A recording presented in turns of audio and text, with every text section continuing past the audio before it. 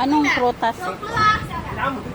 Today is Sunday and 2 days more to go. It's Leomi's birthday. Yay! Say hi everyone. Hi. Hello everyone.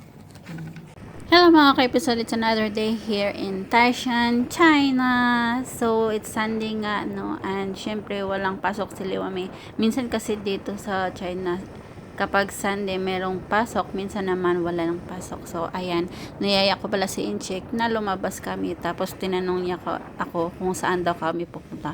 Sabi ko, yan, dyan lang, maglibot lang tayo and then balik agad sa bahay. So, ayun nga, buti na lang at pumayag siya. So, hito na nga, nakalabas na kami ng bahay. And, hindi ko talaga alam kung saan niya kami dadalhin. Kasi sabi ko lang naman is maglibot lang kami and then uwi na kagad sa bahay. At yun na nga, meron na pala siyang idea kung saan kami pupunta. Since after lunch naman kami umalis, so, dinala niya kami doon sa isang, hindi naman siya restaurant, parang snack place. So, ayun, tignan na lang natin. And here we are. So, every time nga pala ako mag-video dito sa China, iniwasan ko talaga makunan yung mga tao dito kasi hindi natin alam, no, kung na ayaw nila na ma-expose sa social media. Even ang aking biyanan, ayaw din nila na binivideohan sila.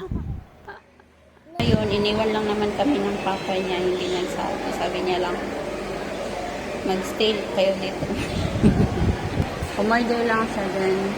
Lumayas na. Ewan ko kung saan siya pupunta. So, yan. Dumating ng order namin. 3 bowl. Maybe this Liwami. Yan. Yeah, this is so good. Yeah. Meron daw ganyan sa kanyang school. Too much like that? Cool. Good. It's good, yes? Ito naman sa atin. Let's try this. Umalis kasi siya. Hindi natin alam kung alin ang sa kanya dito. Good. Good? Yeah. Let's see. Oh, Papa is back.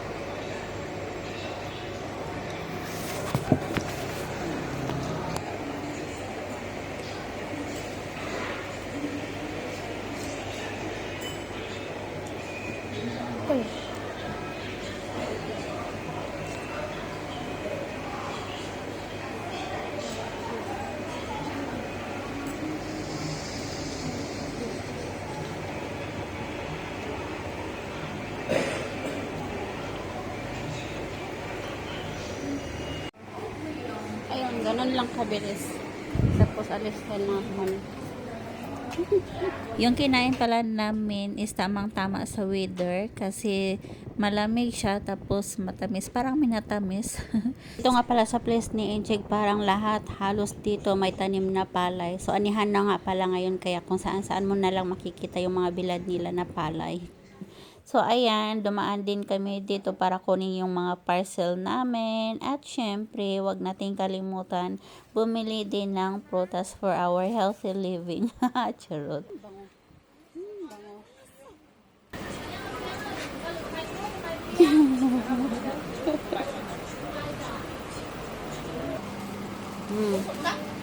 Grapes. Yes. Pitaya sudi. Yes. Ay. Yes. Ang laki ng peach. Super laki ng peach. Biskot ni si Inchik na ngayon pang palit og durian. 50 ang isa ka kilo. Ang electric pan niya malamig ang paglabas ng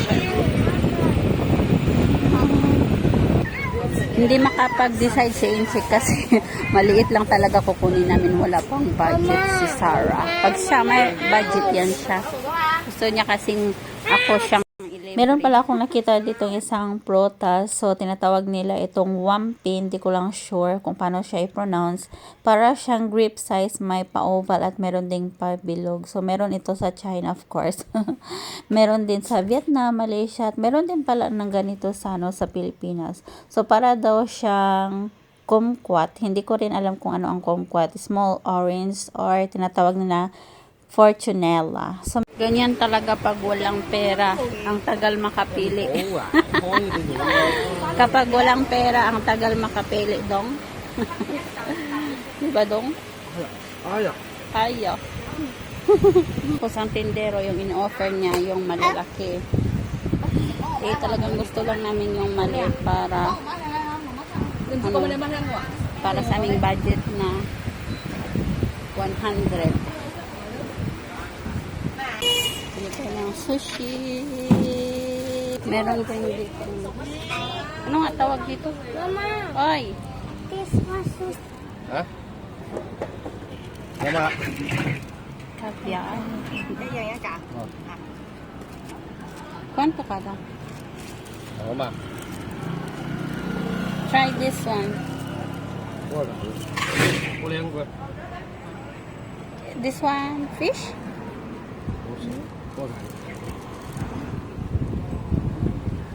this one. Yeah, already get one. Okay, thank you. Let's go. You hold. It's your sushi. Yay. So hot. Hoy, so hot. So dahil super init dito, pahinga muna ng kaunti. Napaso ang ang legs ni Liwangin. Tapos pasok kami dito. Sinarhan kami na bordahan.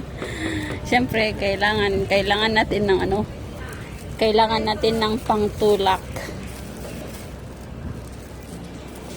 Dito mas mura daw ang night shop.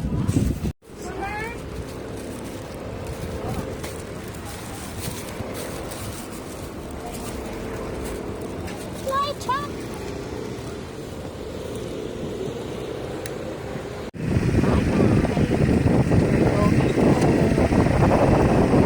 And that's it, our day. It's family day, it's gala day.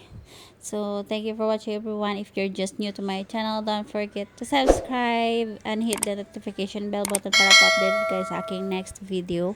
And meron din po akong Facebook page, pa-follow na lang po din. Thank you for watching. And kung gusto nyo po akong bisitahin dito sa Taishan, China, marami po ditong hotel malapit sa bahay namin.